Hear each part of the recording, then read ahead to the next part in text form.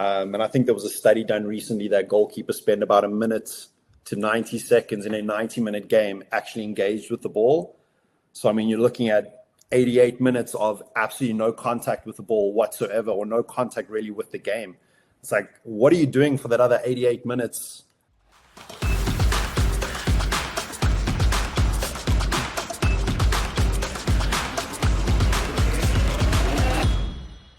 Ed, thanks so much for joining me today on the Surf Football Focus chat. Really, really excited to catch up. Yeah, thanks so much for having me. Looking forward to having a good chat about it.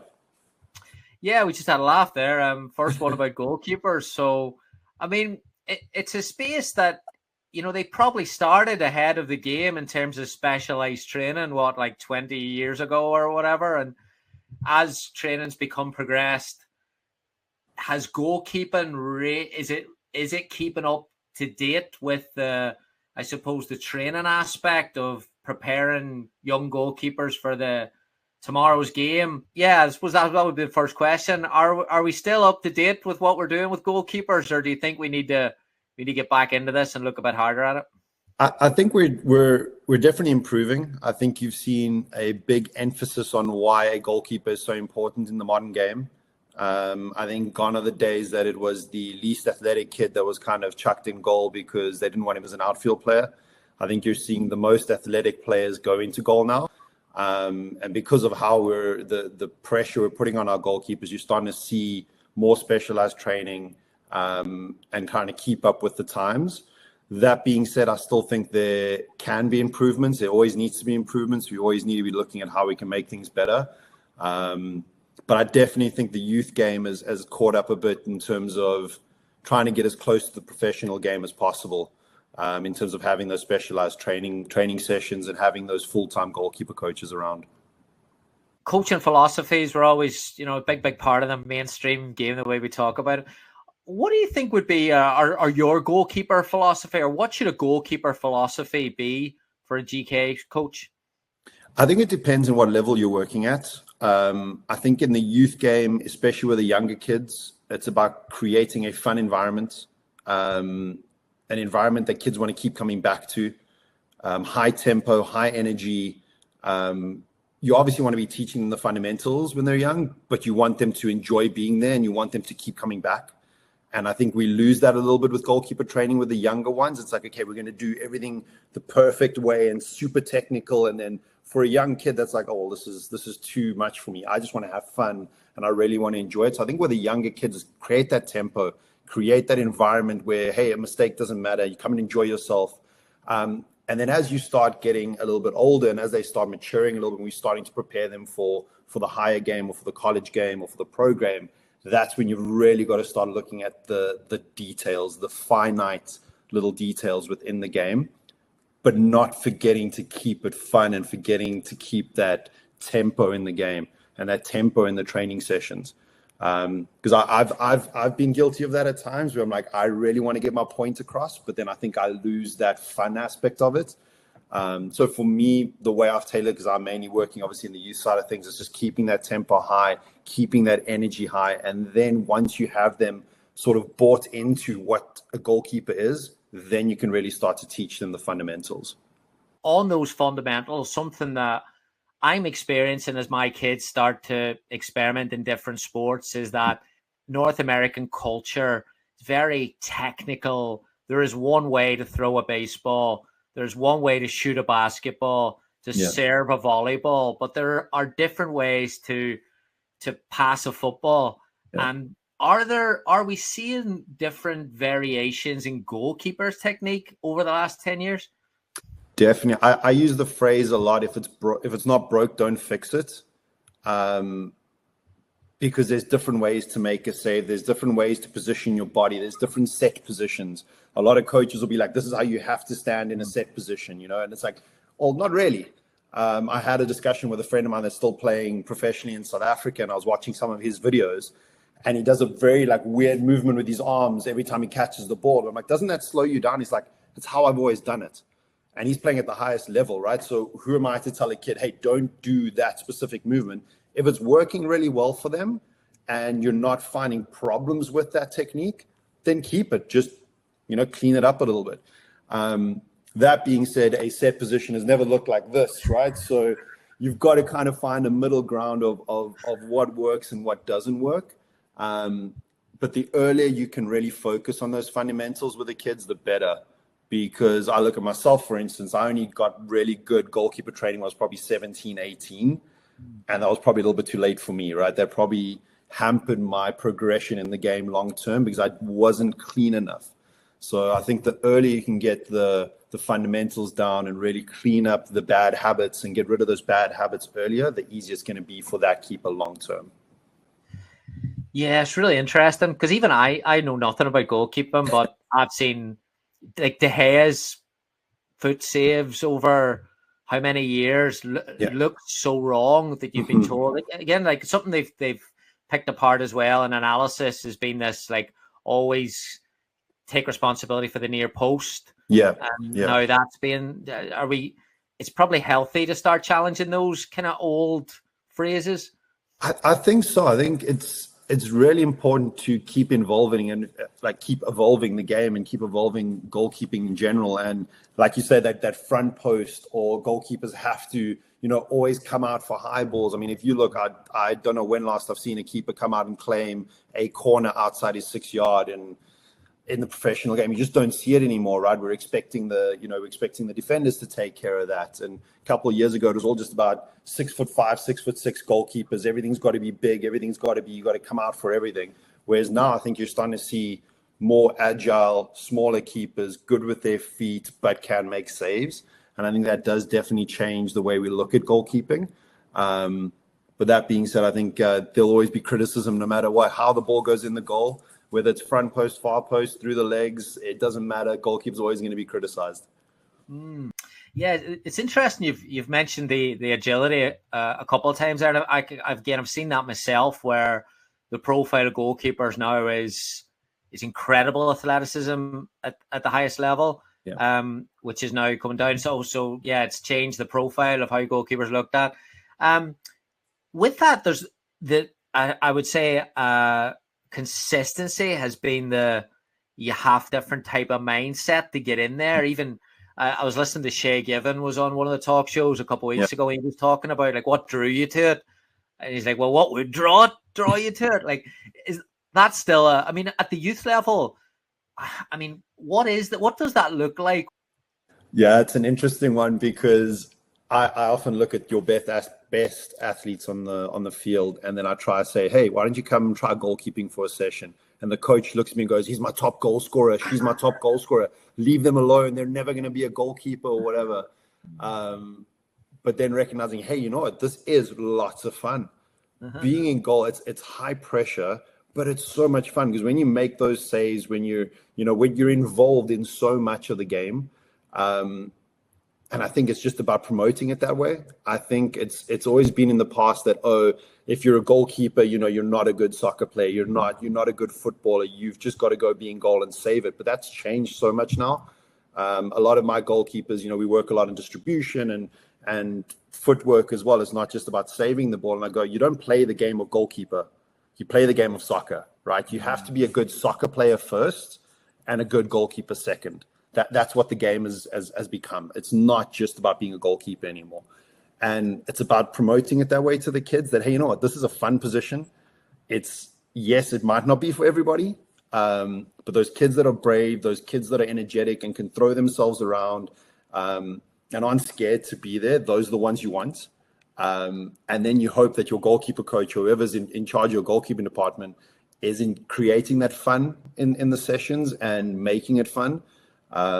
Sometimes working with a full team so that they can understand what it looks like to be a goalkeeper is a good starting point.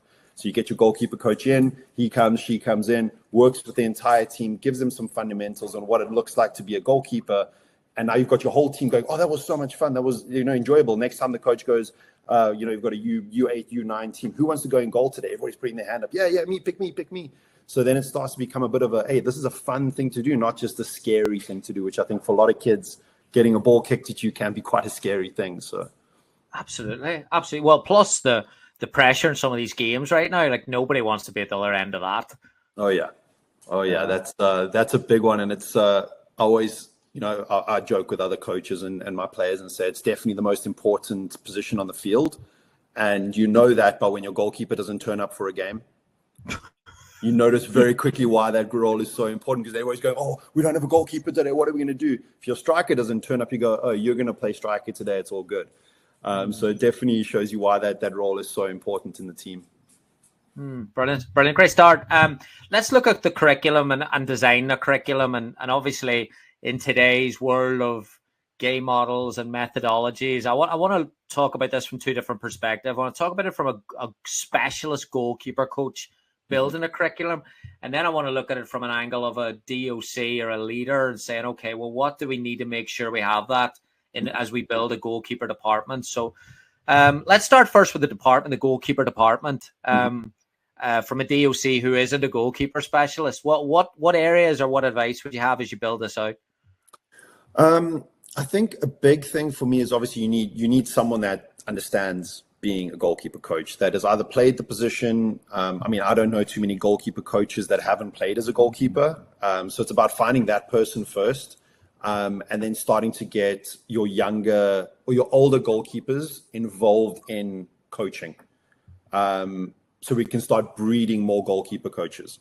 All my assistants are either current players at our club or ex-players.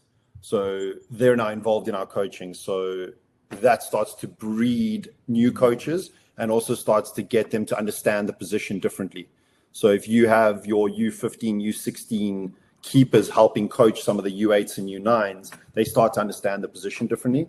But I think for a DOC or maybe a technical director within a club, you need specialized goalkeeper training. It is so important. And whether you have the budget or not, go find the budget.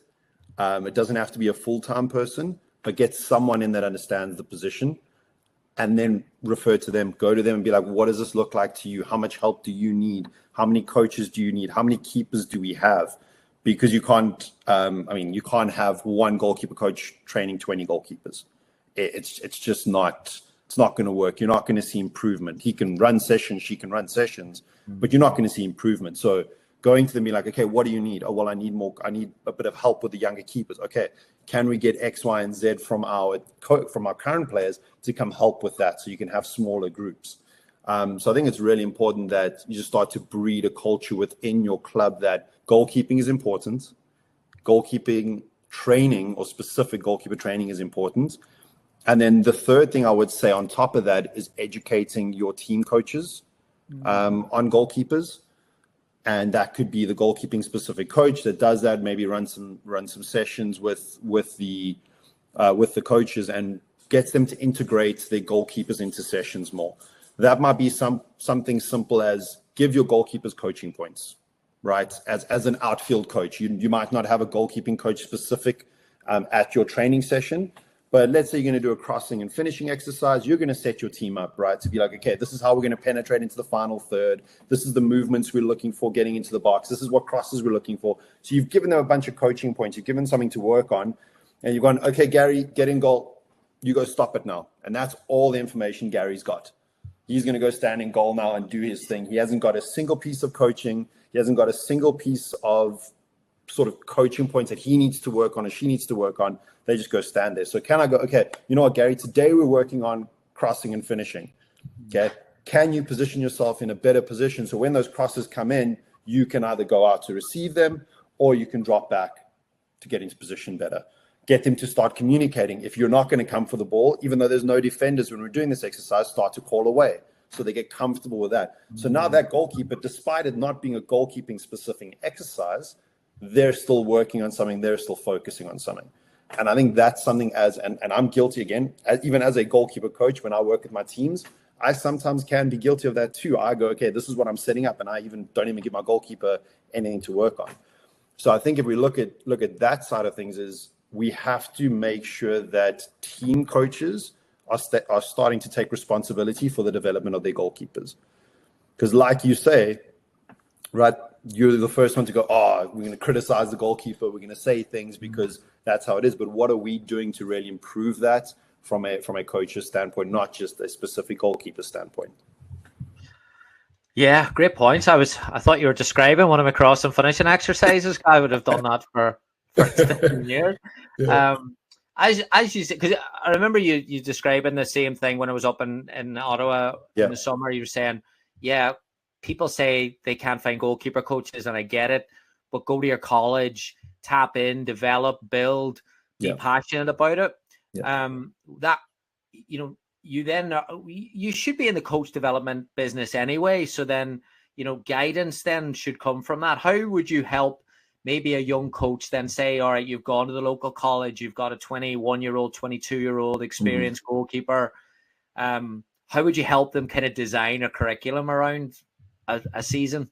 Yeah, I had to do this recently. I was traveling for a tournament, and I had my young assistant who's 19 running a couple of sessions, and he was super nervous, and I was like, just go back to the basics. Go, start at the basics. As a coach, I find we want to like overcomplicate things to make it look cool and make it seem amazing.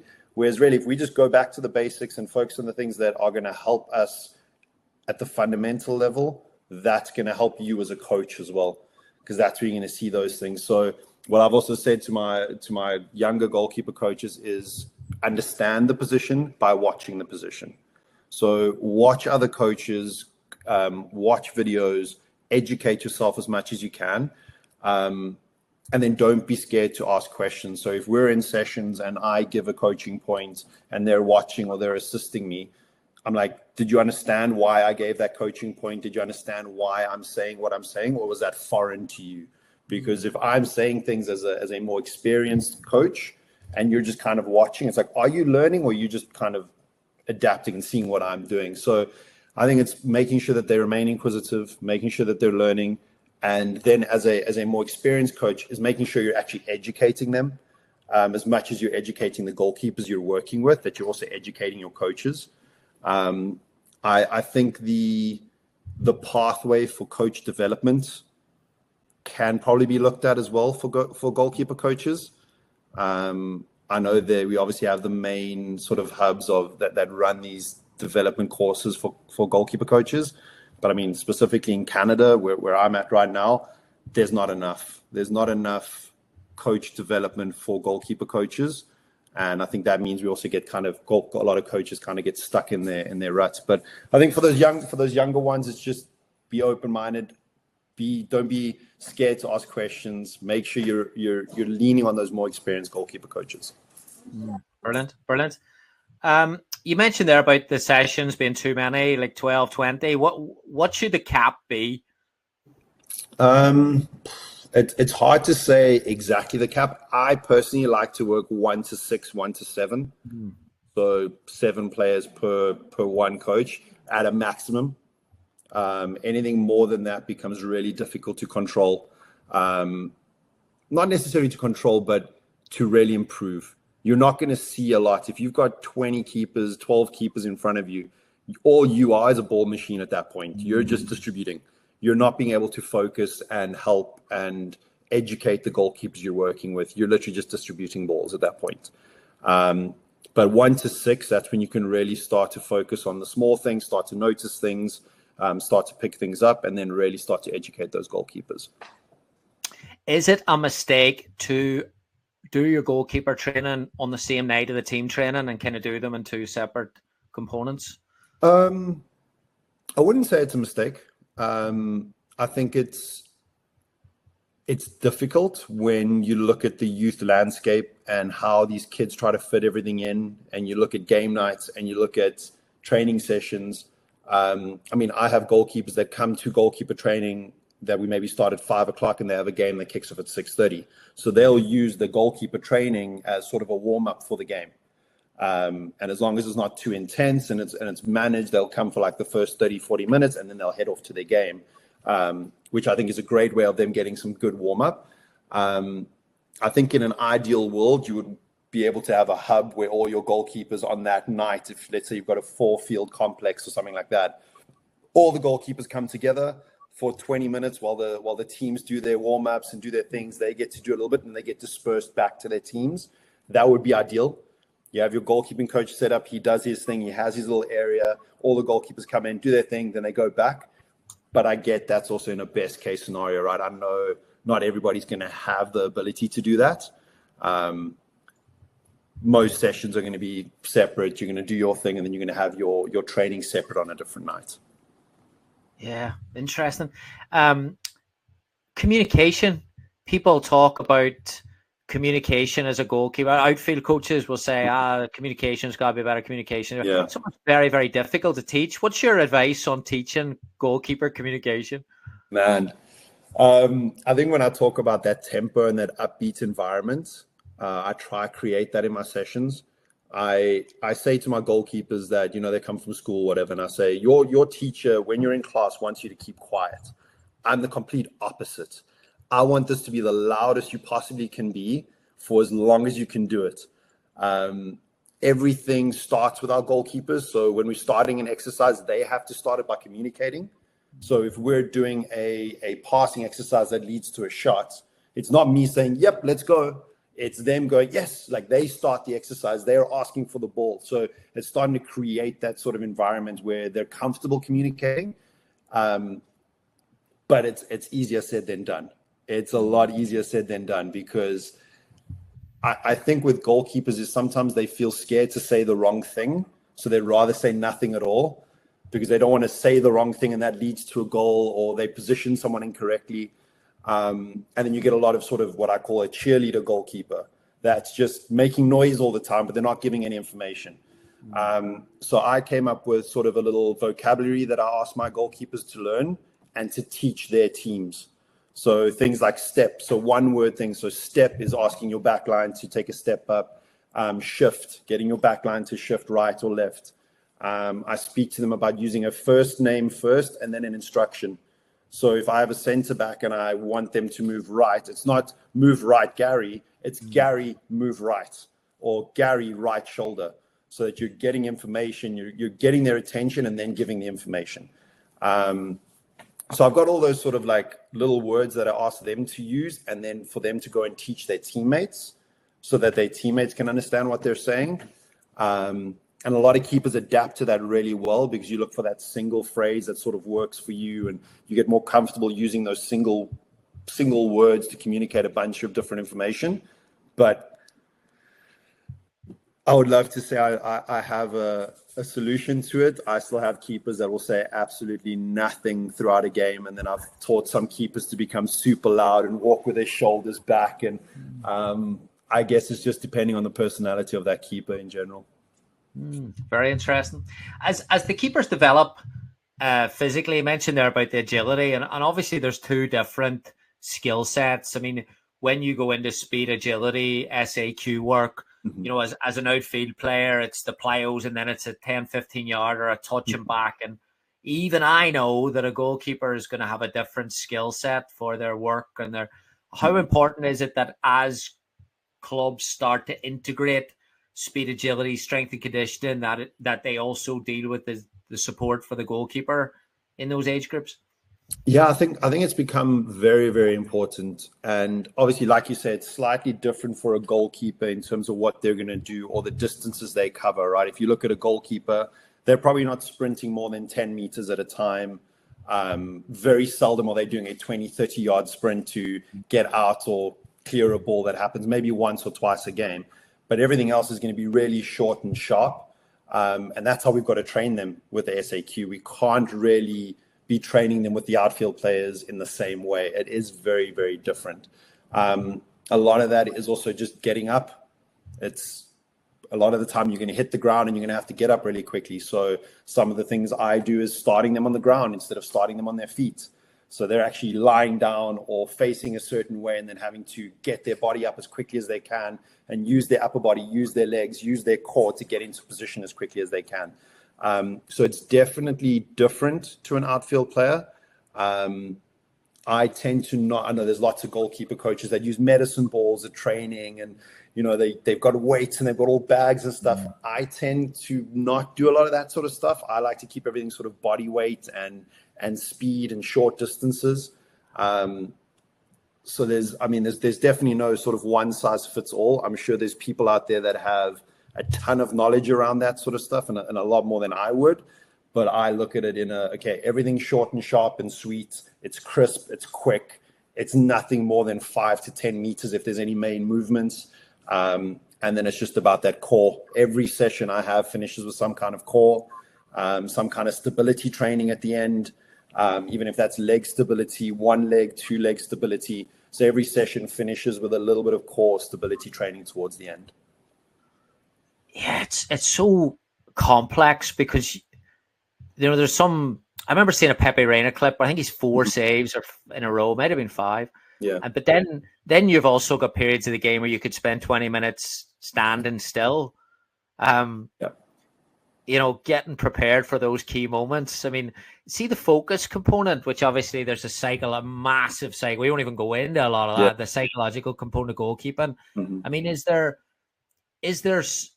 are there things that outfield coaches could do to help goalkeepers with that focus? It is very complex player to player, depending on sort of the concentration span of some of the kids. And I also say that goalkeepers train the hardest to do the least in games. Yeah. Right? You train really hard. You do a ton of saves. You work for an hour, up and down, lots of saves. And then in a game, maybe you make 3, 4, 5 clear moments that you're really engaged in the game. And I think there was a study done recently that goalkeepers spend about 1 minute to 90 seconds in a 90-minute game actually engaged with the ball. So, I mean, you're looking at 88 minutes of absolutely no contact with the ball whatsoever, or no contact really with the game. It's like, what are you doing for that other 88 minutes? Wow. How are you staying focused for 88 minutes of a game? It's tough. It's not easy. It's not an easy thing to do. My biggest thing that I tell my keepers to do is to follow the game. And I mean, literally follow the game with your legs, with your body. So when the game moves left, you move left. When the ball moves right, you move right. When the ball moves forward, you move forward. So you're just constantly moving and keeping up with play. And hopefully that keeps you engaged. Again, trying to tell a 9-year-old or a 10-year-old to do that, it's a lot. But my older keepers, I'm like, follow the game. Constantly stay with the game. And while you're doing that, constantly engage with your defenders. So talk to your defenders, even if it's simple as players free on the right or balls on the left, watch right, whatever it is, but you're just staying up to speed with the game. You're following the game the entire time. So when that moment comes in where you're engaged, when you need to be involved, you're engaged because you never switched off at any moment. So you've moved with the game the entire time. But again, easier said than done, but that's the advice I at least try to give my kids, is just follow the game the entire time. Brilliant. No, never heard of that. You've given a lot of insights here about coach, especially 11v11 stuff, just little things to help. What about the parent? Because I imagine that on that ride home, when a mistake is made, what advice are you giving a parent of a goalkeeper to try and help them deal with that aspect of it?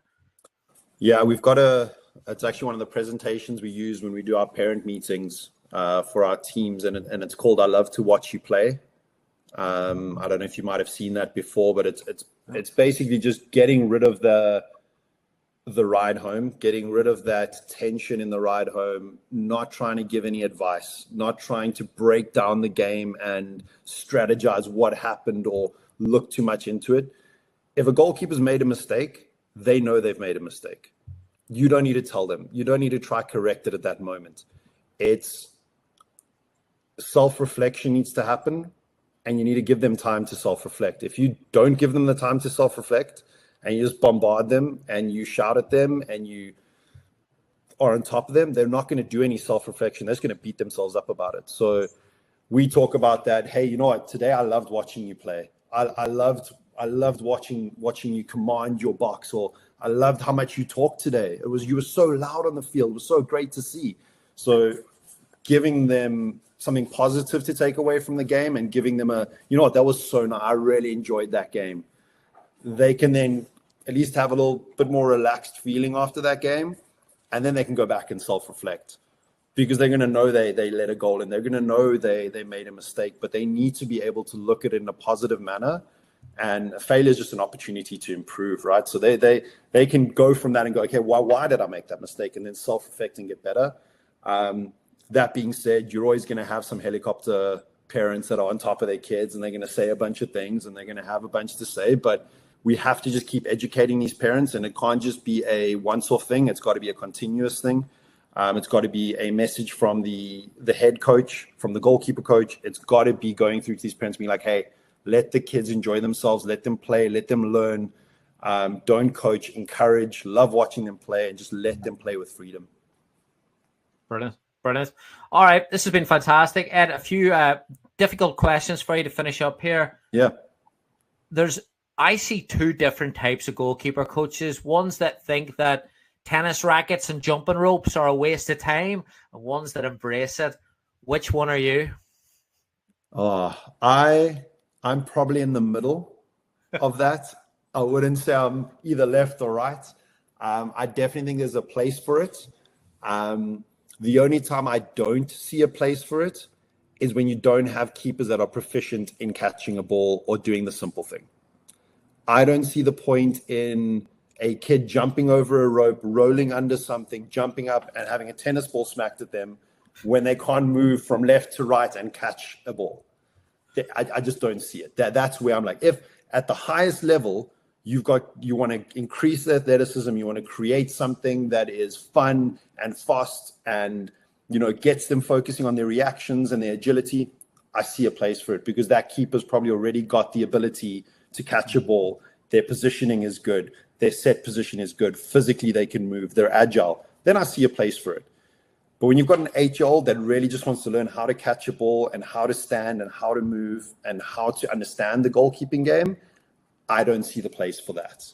Because that for me has got to be regular size ball that they're going to use in a game, regular size space that they're going to use in a game, and make it look like the game as much as possible for those kids, because that's what they need. I love asking goalkeeper coaches that, because you get the impression that you've thought about this a lot. It's like, 100%. You see it all the time, and I had it as a goalkeeper. I had some coaches. You show up to training, you're looking, you're like, what the hell are we doing today? Because it looks like an absolute military obstacle course out there with some of the things that you're going to do. But I definitely think there's a place for it, but it has to be the right place, if that makes sense. Fantastic. Who's the best goalkeeper of all time? Oh, wow. Peter Schmeichel's up there for me. That's who I'm a Man United supporter. Unfortunately, at this point in time, it's a tough one to beat. But growing up and kind of seeing him play if you go for old school goalkeepers, I'd probably say him. If I look at the modern day goalkeeper, I would say Neuer is the first one to do what the modern day goalkeeper is doing before anybody else was doing it. How calm he was on the ball, how he had the ability to play out of the back, the sweeper keeper, sort of cleaning up behind his defense, that calm presence at the back that wasn't scared to leave his box. So I'd say Neuer in the present day goalkeeper is probably the best that I've seen, and a very interesting character to watch train as well. I was lucky enough to be in Munich and actually go watch Bayern train and watch the goalkeepers train. And I've never seen a more relaxed person on a training field. Just nothing seemed to faze the guy, no matter what was being thrown at him, no matter what they were doing. It was just interesting to see that mentality of just, he wasn't loud. He wasn't what you would expect a keeper to be at training. Super relaxed, super chill. It was actually really, really fun to watch. Brilliant. Who's the best goalkeeper in the Premier League at the minute? Oh, no, you definitely not Onana, I can tell you that. I think it's got to be Edison and Alisson. I think Alisson tips it for me, simply because I think he's had to deal with more at Liverpool, whereas I feel like Edison's been so well protected and he doesn't deal with as much. And I think it's easy to be a good goalkeeper when your team in front of you is absolutely destroying everybody. But I think Alisson is just all around just phenomenal, just good with the feet. He's such a presence. He's saved Liverpool on so many occasions. And just sad for me to say it, but a joy to watch when he's playing for Liverpool. What is your take on Onana? Because obviously, I'm a United fan as well, quieter these days, probably like yourself. Yeah. But I look at him and think people have watched him probably for 2-3 years. They've been tracking this guy, and obviously his talent has got to be exceptionally high. Mm-hmm. What do you think is the disconnect with some of the performances? Like what area, what department? I think the biggest thing is he was brought in as almost like okay, he's going to be the solution to how United are going to build up and how they're going to play out of the back. De Gea wasn't good enough with his feet. So I think like he was looked at as that mold of, oh, okay, he's going to come in and change the way we play. Whereas I don't feel that's what United needed right now. United needed someone who is a fantastic shot stopper, who is a massive presence, who can save you games with saves, right? Not with how we play out of the back. I think 80% of the time he's pinging a ball 60, 70 yards up the field anyway, which I feel most keepers could do.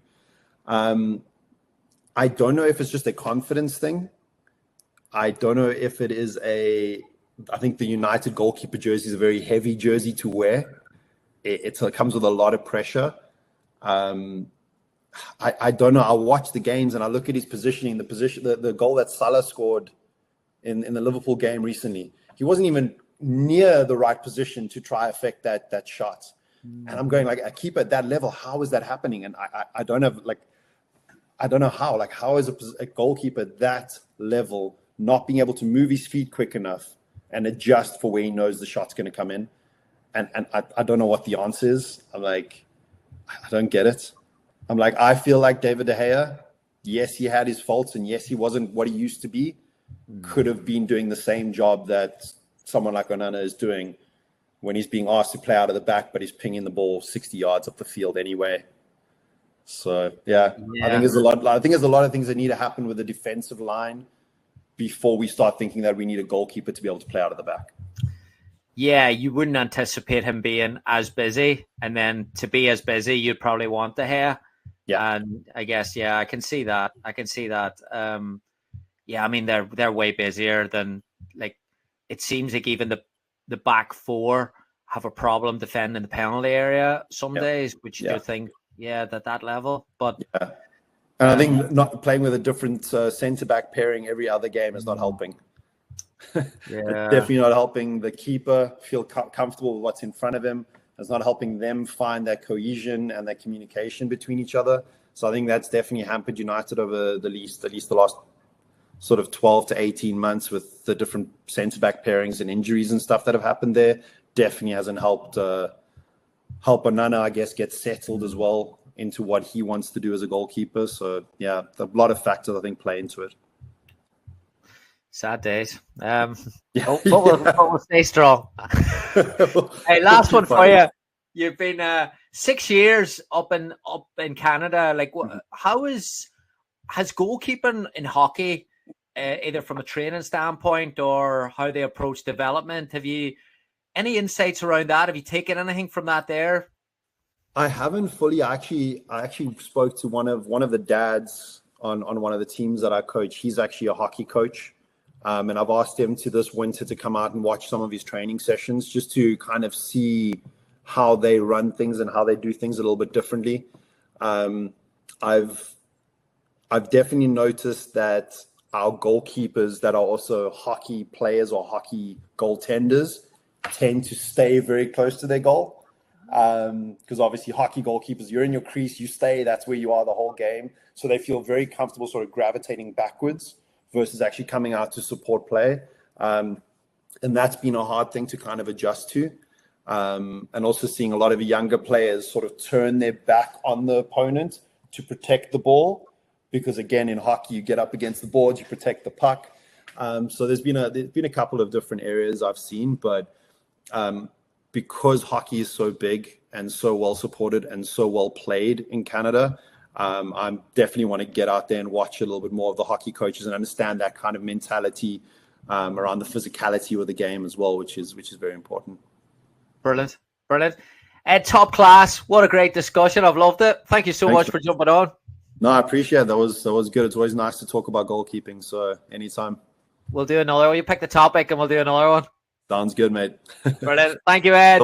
Cool. Take care.